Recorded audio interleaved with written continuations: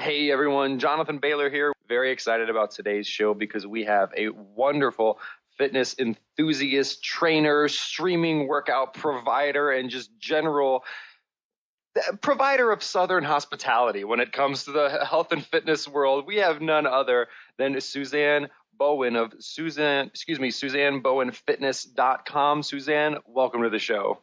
Thank you. It's good to be here. Well, Suzanne, I was giving you a little bit of a hard time before we started this show that I detected a just wonderful, ever so slight Southern accent in your voice.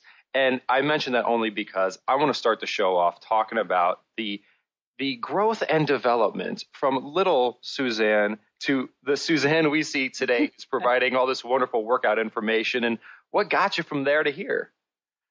Well, I grew up in a small town in Alabama, and I always wanted to live in New York City. That was always my goal. And I found myself there in my 20s as a flight attendant.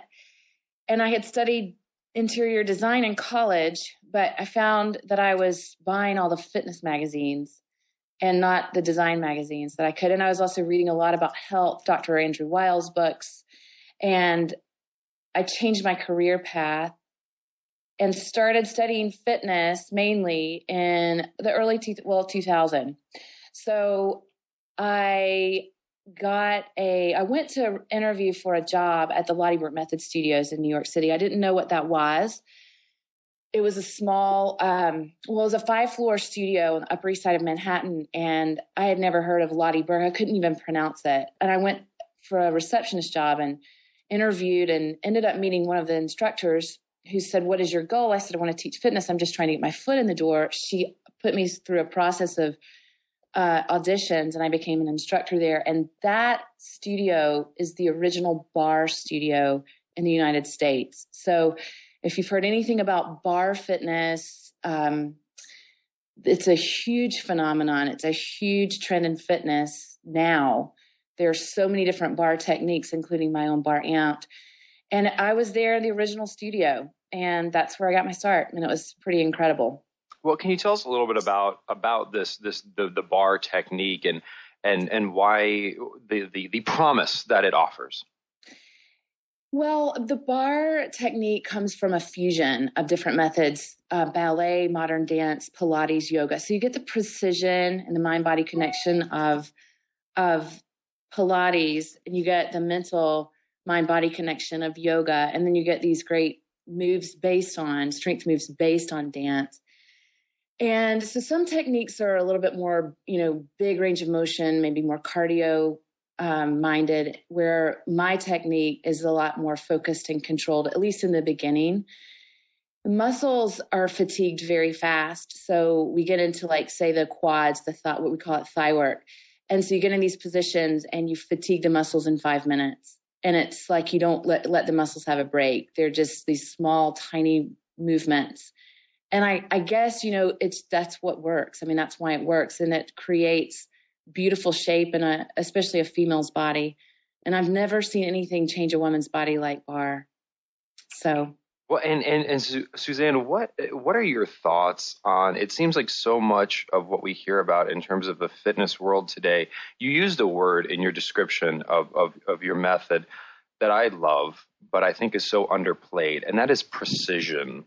And the idea of, if we're trying to, not only let's look at it from a health perspective. Like, from a health perspective, you don't just you don't just do anything for your health. Like, you wouldn't just take a pill. You would be very precise. Like, if you're going to take a pill, well, one, you might, why are you taking the pill in the first place? But if you're going to take a pill, you're going to be very specific and precise about the prescription you would take. And when it comes to our body, if we're trying to transform the way our body looks or works, that's not about just doing any sort of movement or flailing around or using a chainsaw. Exactly. It's precise. It's a sculpting, is it not? Totally. And my method and the way I train is based on form first. So alignment and form is huge. You work at the level where you can perform the move well, but still be challenged. So instead of doing a push-up with poor form or without any thought, which is a lot of the way people work out. I mean, I see it, and I've seen it for, 12, 13 years now. It's all about form. So you're performing a push-up, maybe your range of motion is an inch, but you can perform it well. You get strong in the right places and you keep your body safe and you get really good, solid results. And then and only then you move on to the next level and to the next level. So that's why this method works, because you're in that precise, tiny range of motion where your joints the muscles around your joints get strong, your body, you stay in good form, and you not only do you stay strong and you get good results, but you're really attuning your mind to your body, which gives you that stress relieving benefit.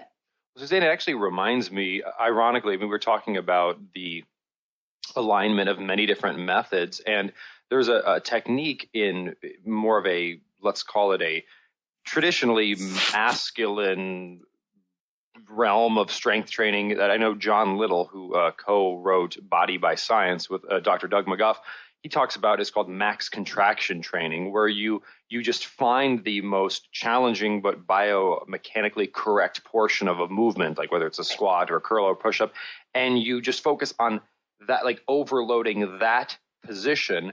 And again, it's very small, it's very controlled, it's very precise, because when you do that, you can focus on nailing the movement and safety. Absolutely. And you minimize all the other risks that could be involved. It's a risk reward balance, right?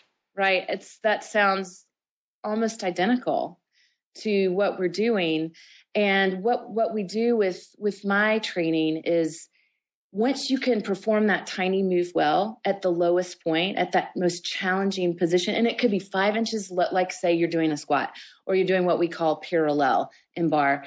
You may be at a beginner at 5 inches down. So you bend your knees down about 5 inches with this incredible alignment. Well, the next 2 months, you might go down a couple more inches. Each person's little set point is lower or different, or maybe it's higher. It's always different. But once you master that, then you can move your range of motion a little bit to maybe a little bit bigger. So you're continuing to challenge yourself, but you have to be able to maintain that form. So it's just form. Well, and Suzanne, how do we help bridge this gap? Because right now I see there's maybe in the mainstream two predominant, maybe I might be giving them more credit than is due, but there's very, very active, aggressive movements. Like when you watch most people strength train, you're throwing things around, you're flipping things. It's just people getting hurt, or you're jogging, which means most people don't know how to run. And if they are running, they're running on pavement, and it's just like, oh my God. And then you have the other end of the spectrum, which is yoga, which I love, but is not is very, very, very different. There seems to be this thing in the middle, which is more of what you're describing, what some of my work describes, which is movement. It is resistance training. It does cause dramatic metabolic change, but it is also that precise, deliberate, safe. It's a bit like cutting your hair very carefully with scissors rather than using a chainsaw to cut your hair. Exactly. Well, I just don't see what I'm finding and what I've seen over the years as I've been in different health clubs, I've been in different arenas, and I've seen mainly women, because that's usually who, take my classes or they do my workouts. And I see them in these pounding classes, these boot camps, or, the running bleachers and flipping tires, and their bodies are not changing. And then you get them into this type of precise exercise, and it doesn't even have to be that long. They don't have to do hour-long classes. It's really a quality thing, and then they get these dramatic results. So it's pretty interesting. Well, and that quality over quantity. Oh, definitely. Paradigm. Like, to me, that is actually, I think that's the message of hope, because when you can show results in a fifth of the time, I mean, people are like, oh, okay, I'll listen now. Totally. People are too busy to have to go out and do these hour-long crazy classes that they dread, or workouts, or I know so many people think, well, if I just need to pick up running. And I'm not against running. I'm not a runner myself, but I'm just like, give me 20 minutes. Give me just try it. And maybe it takes 4 to 6 weeks to really see a difference, but it's huge. I've seen, just with the testimonials that we have with the Bar Amped method, it's just dramatic, the results that we see. Well, and Suzanne, another thing that I wanted to talk about is on your website. You say, very clearly in your My Story section, I used to be obsessed with being thin. Oh, yeah. And I mention that only because if individuals visit your website, SuzanneBowenFitness.com, I mean, you are the archetype of female beauty. And I'm not just saying that to flatter you, although hopefully it's flattering. But I say that because you represent what I would consider modern beauty, which is not this waif-like, skeleton-like, starvation-like, like no one. And again, I'm going to speak for, I've never met another man who is like, wow, look at the ribs on that woman. That is so hot. You sound like my husband. I mean, that's if you even look more in like the animalistic side of the heterosexual male brain, curves are an important part of that across culture and across time. So one thing I struggle with is to me, it's not necessarily guys who are like, just be thin and waif-like, because a lot of guys like the curves. Right. But so how do we help to have a more healthy image of what healthy actually looks like? I think especially women just need to be reminded. And so that's in my workouts, what I can continue to remind myself of, as well as the people that work out with me. It's not something that we can just overnight die to. It took a minute for me. I mean, I used to just be on this treadmill of perfection. And I remember just rationing out food and thinking, well, maybe one day I would be able to enjoy a treat, maybe more than a bite of a treat. And now I'm just like, I have a daughter now, and I'm like, you know what? We're not going to live under that anymore. It's not the truth. I really have done a lot of research on what the media, what the fashion industry, what the beauty industry sells us, and it's not the truth. So I think just educating us and ourselves on what beauty is and is not is really important, as well as being and feeding ourselves, feeding our bodies nutrients, and beginning to do fitness that feels good and makes us de-stress. Just kind of shifts, instead of trying to be on this quest for perfection and running yourselves into a tizzy, just finding things that you enjoy doing and really knowing that you're feeding your body what it needs versus, that's like, it's kind of a combination of things, I think.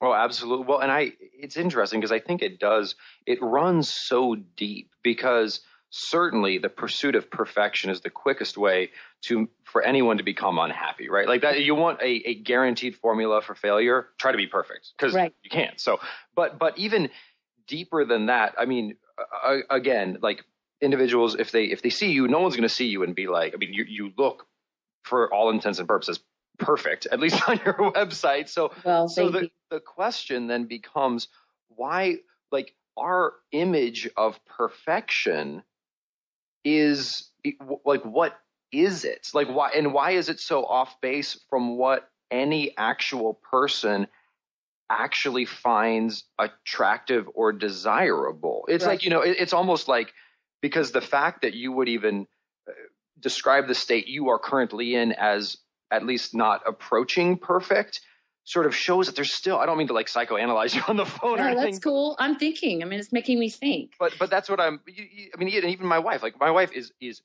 beautiful. Like I consider her perfect. I can't imagine her being any more attractive than she is, but she wouldn't consider herself perfect. So like what's going on there? I don't know. I think I'm like 90% better than I used to be. And I used to just be obsessed. And then, I mean, I had real struggles, and I met my husband who thought I was just amazing. And I think for me, once I had my children, and I kind of lost every bit of who I thought I was. And then people, especially Levi, my husband, still loved me and wanted to hang out with me and be around me and thought I was beautiful. I realized like, it's not just about that. It's not about how I look anymore. And I am not as young as I was when we met. I mean, my husband and I have been married almost 10 years. So I think it's just, what I do is if you work out with me, you see that I'm not perfect, and I don't, I'm not struggling to be that way anymore.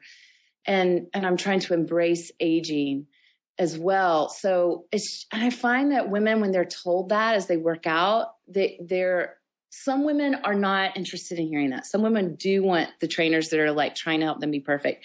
And I'm like, you know what? I have cellulite on my legs. That's just the way I'm made. I've done everything that I can do not to have it. But you know what? It's just, my husband doesn't care. He doesn't even see it. So it's like, so what? Live your life. Big deal. So. Well, and I got to tell you, Suzanne, this is a little insight into my own psychology here, is there is nothing less attractive than a person who is continuously preoccupied with how imperfect they are, right? Like there's a difference between being quote unquote pretty in 2D with Photoshop, blah, blah, blah, blah, blah, and being attractive in real life. Right. Those are very, very, very different things. Exactly. And it seems like, happiness is really about that pursuit of health, which then derives real life beauty and real life 3-dimensional. And I mean, not only 3-dimensional height, width, and depth, but also emotional, psychological, and spiritual beauty as well. Yeah. And it's so important to understand that we're all shaped differently, and it's okay. We just want to be the best that we can be without feeling like there's one little point or dot where we're going to be okay. It's just like a range. And so that's my whole purpose in what I do. I really see women come to me who don't feel good about themselves. It's affecting their relationships. It's affecting maybe their marriage or their mothering or their career or their, friendships or whatever. They come and they feel like a positive impact, and it shifts into, and then they change. They kind of relax a little bit and they go, hey, and they end up physically improving, but it's so much deeper than that. And it is a spiritual thing. It becomes like emotional and spiritual and physical all together. And it is positive because there isn't that perfection that's being sold. Well, and Suzanne, you mentioned something there, which was a bit like it's unique for the individual. And I got to tell you, the longer I've been on this earth, the truer and truer the following advice has become, and that's play the hand you are dealt. And what I mean by that is we all are handed different cards. And some people might start with a better set of cards than another set of cards or whatever, but how you play your cards and the cards you have makes such a difference. This is a little story for me, which is going to sound a little silly, but I wanted to be a big professional football player. Like that was my dream. I wanted to play professional football.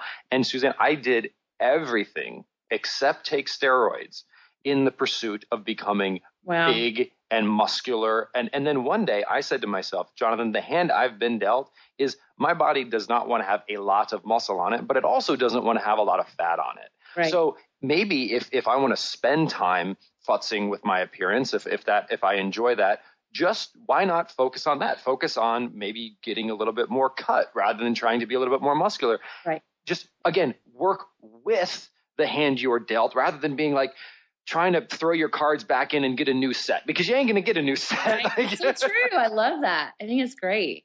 But as soon as you do that, I mean, like maybe you do, maybe you have a little bit more here or a little bit more there, but use that to your advantage. And it applies to every area of life. If you're a small company, that means you can move quickly. Right. Use that to your advantage. If you're a big company, that means you have a lot of money. So use that to your advantage. True. So even with us, it's like play the hand you're dealt as best as you can. Focus on that, not wishing you had other cards. Exactly.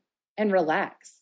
It's just not that important. Yep. To obsess. It's not important. It's very much important not to obsess, but it's just so important that you don't miss out on the day that you have right now. It's like, enjoy that, do what you can to enjoy that now. Mm-hmm. So, and I have to tell you, my husband and I are such huge fans of your book. Oh, thank you. And completely changed the way my husband 8. I don't think he's had more than 2 grains since he read it. And I to the point where I was like, Levi, you need to eat like a little bread, man. You're getting so lean. he's so leaned out, and all he does for fitness is Brazilian jiu-jitsu. So he does that very, very dedicated. But it's just great, and it's really been impacting for us.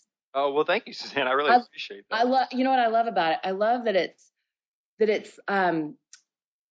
carb minded, but it's really about nutrients and lean protein. I love that. So, well, it was really interesting. I actually just recently had recorded a podcast, which I'm certainly excited to share with Dr. Joel Furman, who, oh, wow. Yeah, which was a lot of fun. And the reason it was, I think, fun was, and I think the listenership will really enjoy it, is because we talked about, it's really not about saying like animal food is bad and plant food is good, or that plant food is good and animal food is bad, or that animal food. It's more about saying foods, not edible products, foods that provide the most of which you must eat, and the least of which kills you, are the best things to eat. And those can be found from a diverse array of sources, and like, let's focus on that. And even I think that macro principle of actually like focus on the ends, not the means, is even for fitness. That's what we're talking about here. And loving yourself. Many people want to be quote unquote thin because they believe it will make them feel a certain way. Why not just feel that way? Like bypass that and just go straight to the feeling. I love it. So the goal is not to be thin. The goal is to take actions that will make you achieve the emotional state you believe you will have once you are thin, if that makes sense. Right. Well, Suzanne, I feel cleansed after this. I feel emotionally like healed after this call. That's awesome. So do I. Oh, I love it. Well, Suzanne, this has been an absolute pleasure. And folks, if you want to learn more about Suzanne and in fact work out with her, you can, because she has a brand new streaming workout program on her site that works cross-platform. And she's just out there in the internet world breaking down barriers. I love it. I love it. I love it. And that website is SuzanneBowenFitness.com. That's SuzanneBowenFitness.com. And streaming workouts, all kinds of inspiration. Suzanne, what's next for you? I am going on Home Shopping Network next weekend to launch the Bar Amp DVDs. So I'm doing that with Body by Jake. So Jake Steinfeld and I will be there. He's a legend in fitness, such a great guy. And I'm also going to be a guest fitness expert on 19 Kids and Counting, and that will air in June, but we're filming that on Tuesday. So it's a big week. Oh, very, very cool. Well, congratulations with all that. And Thank I know you. It'll be a lot of fun. So wishing you all the best. And I hope we can so much, Jonathan. Have you back on the show. It's certainly been a pleasure. Love it. Yes. Thank you so much. Take care. Thank you, Suzanne. And bye. See you. Listeners, I hope you enjoyed the show as much as I did. And remember, this week and every week after, eat smarter, exercise smarter, and live better. Talk to you soon.